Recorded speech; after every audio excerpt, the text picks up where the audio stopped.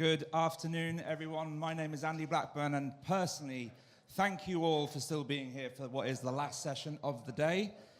I want you all to put a quick round of applause for my four panelists. We have Izzy and Philip, Asaf and Jekaterina, if you will come and join me on stage. Thank you.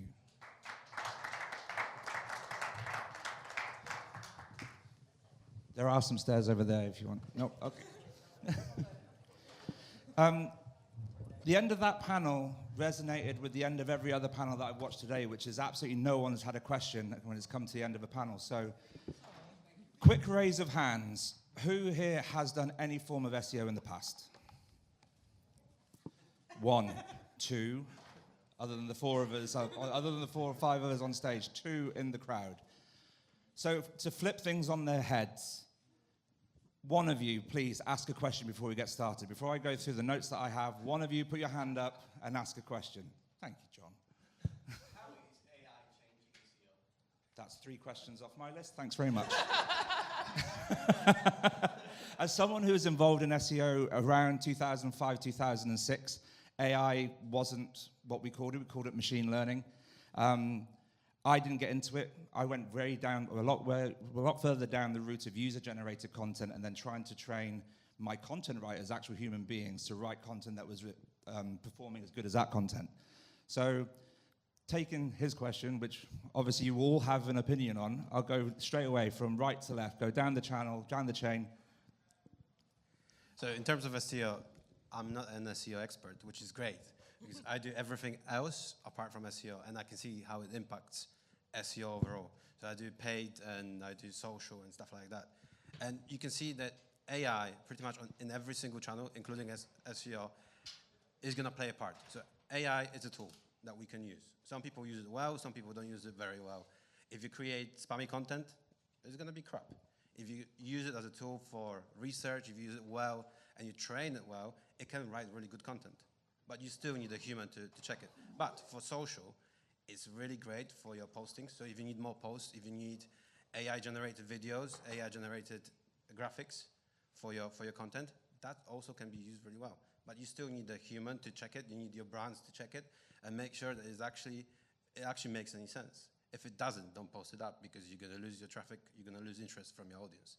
Yeah, that human touch at the end of the process is always really important. Exactly. I mean, we work at the same company, so I kind of agree with him. But in general, I think we picked on AI so much. Like, in general, not only marketing, but like, in general, like, everyone is talking AI now, and AI is changing everything. But in terms of SEO, SEO is an ever-changing industry. It kept changing before AI. It will be changing probably way after AI as well. Because humans are changing, and kind of our behavior and our expectations from Google and other search engines as well are changing. So yes, I think it made a lot of our job easier and quicker. It created many additional, not very new mistakes, but like we kind of went back to the mistakes of the past. Because if you remember, you will probably remember, Andy, like when we, because you said you've been with SEO is that an age joke early on? But when, back in the day, scrapping content, using duplicated content, stealing content from other websites, and then we started using AI, and I remember having conversations with clients or potential clients like, oh, we don't need SEO anymore. We've got AI now. We've got ChatGPT. So we can just put anything in ChatGPT, and ChatGPT is going to magically SEO our way through Google. So we're kind of like going back to repeating old times mistakes. But honestly, as Philip said, it's a tool. It's a very good tool. And if we can just learn to use it well, and if we've got a person at the other end of the computer who knows their stuff, I think it can be very useful. And it can make our lives a lot easier. I totally agree that SEO and AI is something complementary. It's a tool, exactly as you said, but it's also changing the behavior of users in terms of search. They are starting more to direct search engines in prompts, questions regarding, unlike whether you are going to visit Prague, for example, you used to write Prague weather. Nowadays, you will ask, what is the weather in Prague, maybe in April or in the 15th of April. So there is a behavioral change in the way that users interact with search engines.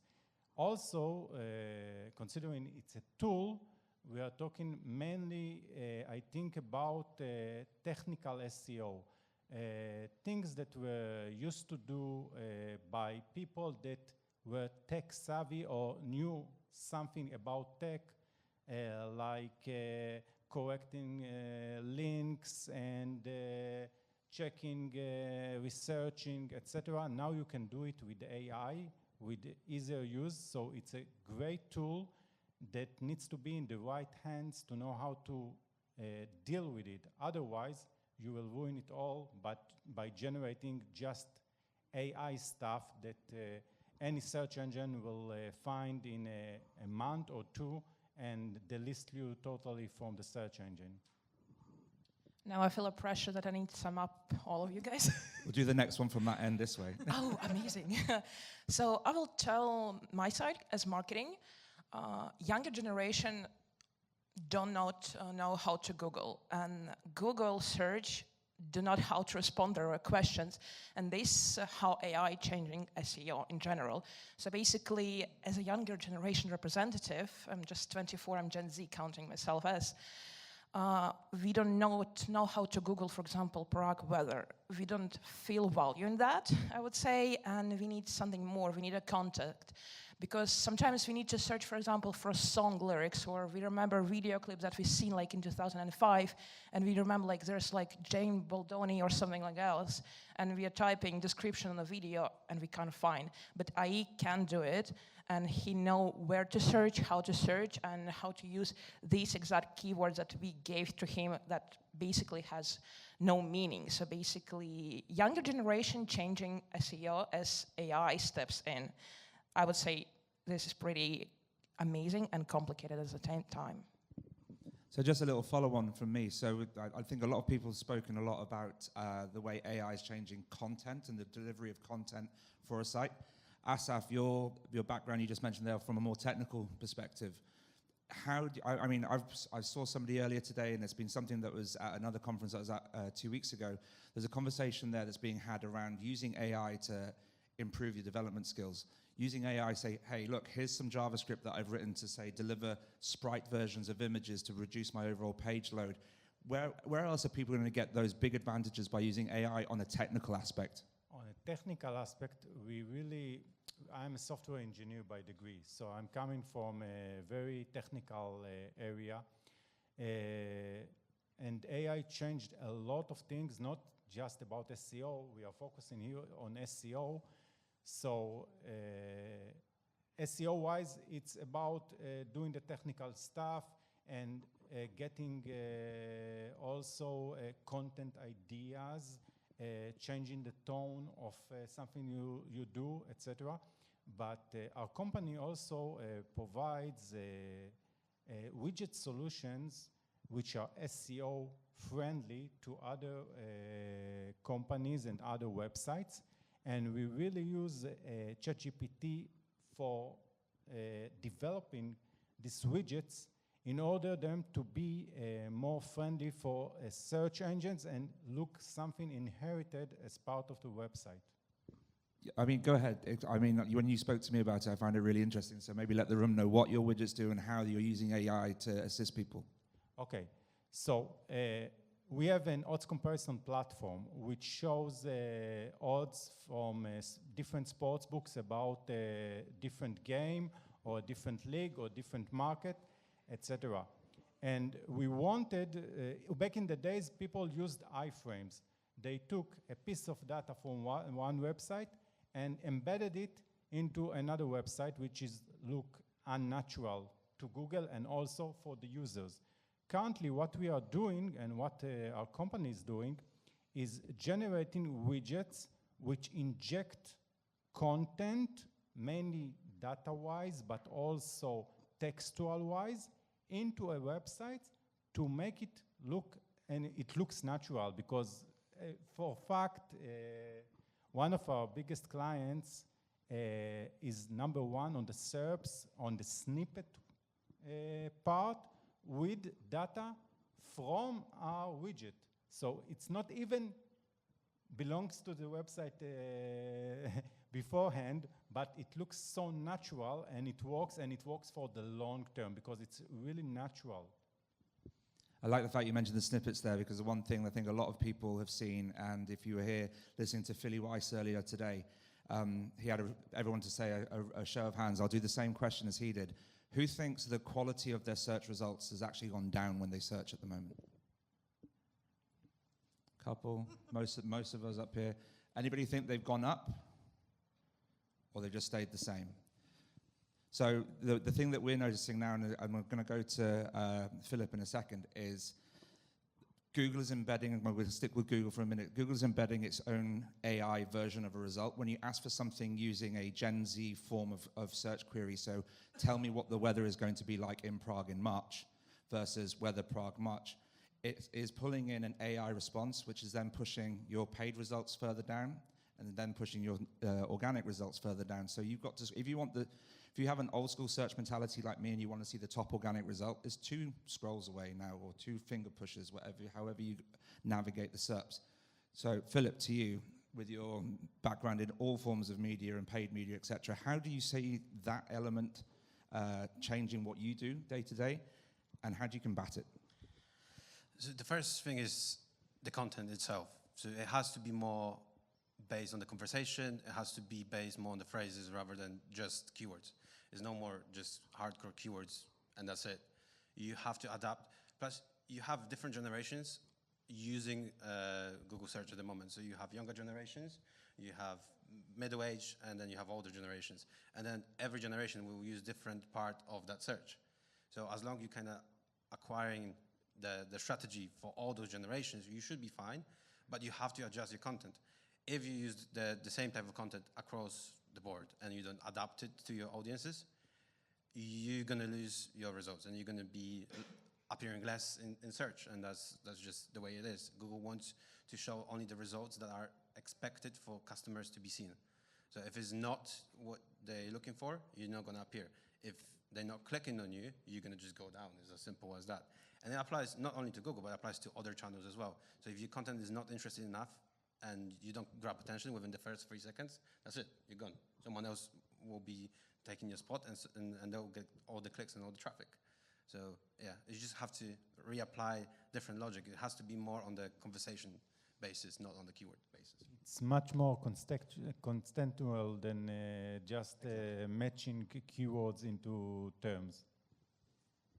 Yeah, I think that, as someone else earlier today said, I think the reliance on search engine traffic to be your sole source of traffic, especially as someone like an affiliate nowadays, is probably going to be really, really dangerous moving forward. I mean, I've got a note here saying that there's an average of 14 updates from Google are rolled out every day. So we only see the core updates when they're announced to the industry, but keeping on top of all those updates, what's now, what's next, what's coming up is really important. And I think you, Izzy, sorry, you mentioned just before about remembering certain updates that came along. I was deep in the SEO space when Penguin and Panda first came out, and there was the 2 terms that came out of that were bamboo content, as in content that was really lightweight, so it didn't hold any authority, and fishy links, which was your food for Penguin. So if you had bamboo content or fishy links, your site wasn't going to rank. So what is going to rank? I know that's a really hard question. And I know I'm picking on you because you picked on me and you made the age joke earlier on. But what's the people that are left here on the last session of the day? What's a big tip that you've got at the moment? What are you really focusing on when you're dealing with clients or your own sites to help them rank better? Yeah, see, Andy, I think they all really want to go home because it's really late. Shall I we want just to go let them downstairs to the go? pub. There's a bar right underneath us right now. I mean, before I answer your question, just wanted to pick on something else that it's coming out on quite a few panels that I did at the end of last year. And now, like, for example, what you said about the more question-like searches, which is true and is great. And that was kind of circling around earlier on as well. But this is not new. Like, Google did that before, right? With questions like searches. That happened when voice search came along. And that really this was when we actually started thinking along those ways. So it's not really AI that did this. Voice search did this. Yeah, and it's not Gen Z either. People using Alexa or Google Home to say, hey, what's the weather going to be like, is what's driven that change in search. Exactly. It's not Gen Z, it's like older generation, like boomers. Yeah, as well. And also the generative AI results that we were talking, this is, well, I mean, generative AI results are new, but zero clicks are not new. We did this. That happened before, right? With the zero clicks and feature snippets, where everyone's been kind of panicking, like, oh, now people are not going to get to my website, and they're just going to rely on the zero clicks results. And yes, for some searches, definitely yes. Or like for quite simple, like I don't know, how to get to somewhere, and you would just get the maps, and then that one you would have to click on. I don't know, what time is somewhere, yeah? What time is somewhere? That's when Google shows you the time, and you don't actually go and convert, let's say, Or my one hours. this week, how many pounds or how many Czech or kronas to this the one. pound. Yeah. So yes, for simple questions like where Google can just throw the answer in your face, yes. But guess what? SEO didn't die. And we still kept doing SEO, and it's just the content that we were doing evolved. And I've heard something super interesting on the State of Search last year, where someone said that because of the generative AI overviews, we just have to adapt the way that we do content. So it's not the simple questions anymore that we do. Even if people are searching this way, it's not just the simple questions that we do. We have to go deeper, and we have to answer a bit more complex. So we have to basically get people to click. So it's not enough to just say how to, okay, these are your simple steps, because that's what you will get with the AI overview. But just get deeper, give them the examples, give them the experience, to be basically a bit more than the AI overview. That's the one thing. And then the other thing is, obviously, I was just reading on LinkedIn today. I've got no idea if this is true, but that was super interesting about someone that asked someone asked Google, do I need visa to go somewhere? And the AI said no, and they decided to rely on it. And then, yes, you're guessing right. It turned out they actually do. So yeah, but AI can't tell the difference. Do you need a visa to go to the States? No, you don't, but you do need an ESTA. Yeah, for example. And I did a search with ChatGPT for some laws around schools in UK, and I was asking the questions, and the ChatGPT kept saying, oh, yes, this is here. And then I went through the link. I was like, no, this is not here. Oh, yeah, actually, I'm sorry, you're right, this is not here. So there will be some searches, I really hope there will be some, that people will actually need the source, and they will need to get deeper. We'll just need to adapt the way that we serve them the content, and the content itself to be a bit more than just the AI overview. And then obviously we get to the fun part of ranking in the AI overviews, right? And ranking as the source. I was going to ask that question. And ranking in the GPTs, right? That's I knew we were going to get to this. But can I? Yeah, carry on. No, do this you is want great. to ask a question? I'll let you. No, you keep No? going. No. Katerina looks like she's going to add something to what you're saying as well. I was going to say that, you know what's happening with ChatGPT, and then you ask something and he's like, no, yes, simple answers, simple questions. Because ChatGPT is a little kid who don't know nothing about you. It's like, if he don't know where I am based, do I need it actually? So basically when we are still doing searches in ChatGPT or Gemini, we need to be super clear. Again, nobody can Google, nobody knows how to put correctly data in to get correct answer. Because if I right now will answer, can I donate some my biomaterial? She said yes, there's a clinic who can accept that. Yeah, but I don't have such a material to donate, for example. But if I will put that I'm a woman, that, he will of course give me the correct answer because he's a child, he open book. You ask him correct information, he will give you a correct answer. It's a main point. ChatGPT still is a kid who don't know nothing about the world and apparently doesn't read in your mind. I must say that you are completely right, because right now we have to direct ChatGPT and others AI tools towards specifically what we are looking for. But the new reasoning capabilities of AI will lead to a way that you will need to teach him a bit less, to direct him a bit less, and he will know what you are up to. Of course, there must be a fact-checking and not go to a visa if they say no and you need something else. I'll play devil's advocate for a second. I mean, I totally agree. You have to ask the right question. Yes, this is very true. And then it's the same with Google, right? You have to Google right keywords and you have to ask the right question. And I totally get that AI is here to stay, and we will keep using it. But the one thing is, we live in a very fast-paced world, and people want answers now.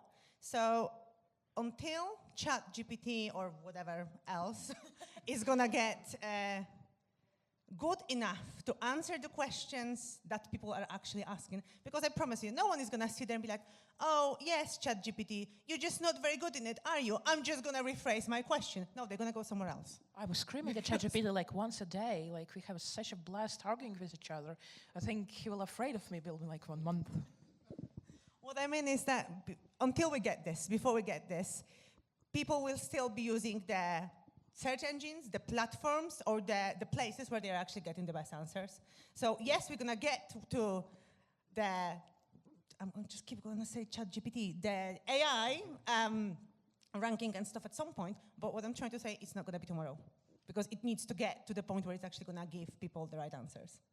The issue is when you're using SERPs, search engines, then it directs you to a page that gives you an answer. And you need to click, go to the page, and see if you got the answer for your question in this page or that page. And ChatGPT, if you direct him right, you will get instantly the answer to your question. So I'm looking at myself, I don't know, but around 50% of my searches that I used to do on Google, or Bing, etc., SERPs, yeah, Google, are done now with ChatGPT, especially when talking about the technical that you mentioned about development and software development. I think it's one of the most professionals that will be hurt the most by AI, because AI knows to, if you direct him right, of course, to develop things amazingly fast. Of course, it needs a touch and everything, but it will replace juniors and it will change the software industry totally. I think now we're getting into the industries a little bit, and that's totally true, because the tech people are probably the first ones that got introduced, let's say, to AI tools, not ChatGPT only, and they probably know better how to ask the correct questions. What we have to remember is, it's not only us using it, it's not only us who knows the tech. There's not only gaming as well. There are tons of other industries, and there will be tons of other audiences that will be using it. And as I said, I don't think honestly that they're going to sit there and just thinking, oh, what kind of question should I use to get the right answers? So they're not going to move away from the traditional search that fast before the AI gets to where it should be. Yeah, I think early adopters will always be the ones that try it out and actually learn how to use a tool more efficiently, and that doesn't just cover AI or ChatGPT or any of the other available apps that are out there. We got a question, yes.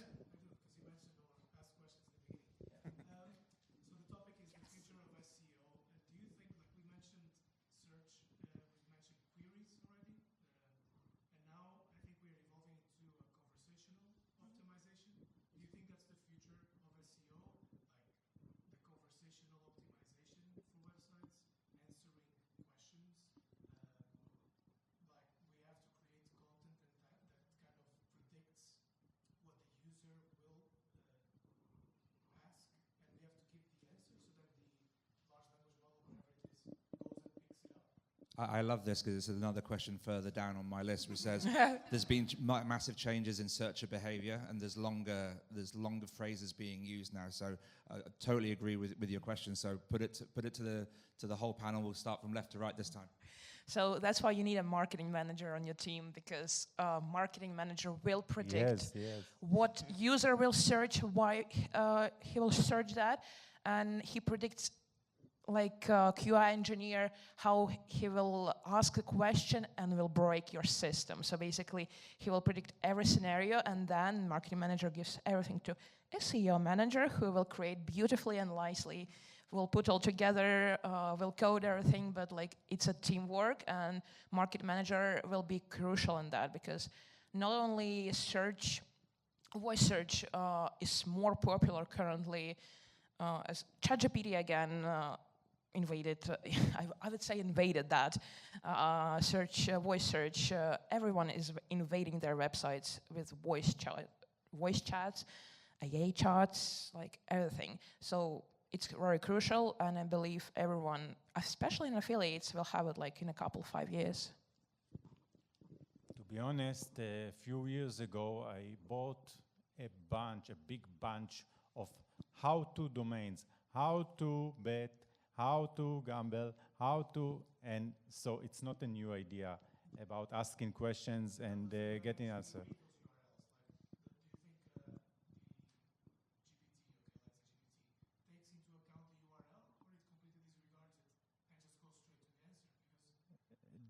It was an investment. I don't know if you want to buy the domain, so I'm free to sell. But the search engines are really going this way. Yes, you will have to more optimize conversational questions. I don't know exactly. I'm not. I know about SEO, but about conversational SEO. It's things that's going to Siri, etc. They know how to do it. They know how to deal with it. But this is how it's going to be. And the main thing that is changing is the amount of users that are using the conversational questions instead of the keywords searches. I think there are a few things that's going to lead the way for at least the next couple of years. I think maybe we're saying it a bit not the way that we should. So it's maybe not answer their questions, but solve their problems with the content. Because AI can answer their questions, but what we should be doing is solving their problems. I remember an excellent example, not gaming example, but it really spoke to me. There was a company that I can't remember the name of, but they found out that they were selling TVs. And they found out that before you go and buy a new TV, the biggest keyword that people are searching for is, why is my TV making this funny buzzing noise? So they created the content around it, around the buzzing noise made by the TVs. And they apparently made quite a lot of sales kind of like out of it, on top of it. So like solve people problems. Basically, if you go back to like an old marketing buying cycle, and this is one of the not many times that my marketing degree comes to use in this industry, so I'm going to brag about it, and basically solve their problem before they know they've got a problem. Like when they research, before they know that they want to buy, let's say, or they want to play, that's when you want to grab them. That's the one thing, solve their problems. Get into our kind of the next part of our discussion, multi-channel. Definitely, because SEO is not only SEO anymore, if you know what I mean. It's not just keywords. It's not just making sure that your website works technically, that Google is able to crawl it. Obviously, make sure that it is, because if it's not, then everything else that I say, it's not going to work. But making sure that it's in sync with other marketing channels, making sure that we're actually building a brand, that we get in trust of the customers, and by doing just pure only SEO as we understood it back in the day, it's not going to cut it anymore. We have to make sure that it's a part of a bigger marketing strategy, and that we work not in silos like PPC there and SEO there and maybe, I don't know, affiliates somewhere there, and we're not speaking to each other. That doesn't work anymore. The best strategies that I've seen and the best strategies that we developed were making sure that we actually work in sync with each other and with the other channels.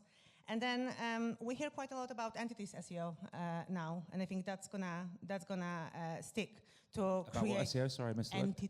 entity. Yeah, not focus on the keywords, which we kind of like touched on before, right? But focus on the subject matter, on the topic, that you position yourself as an expert, and then we're touching the EEAT a little bit. Yeah, show your experience, or show your expertise, show that people can trust you, that your users can trust you.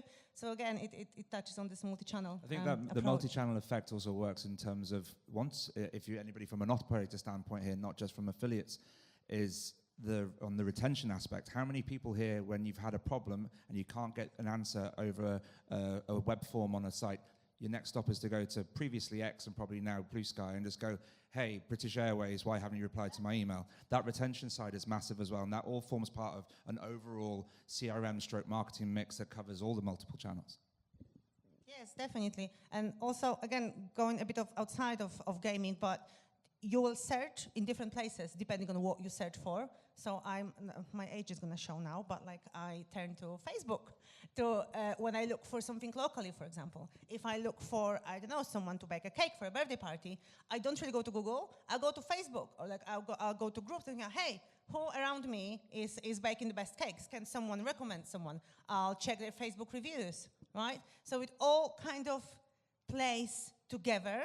If you want to win on kind of like a multi-channel, multi-sector approach, then that's the way to go, not just to stick to one. And I think we've mentioned that before as well, to not only rely on the SEO. Only relying on anything that is just one is a danger approach, because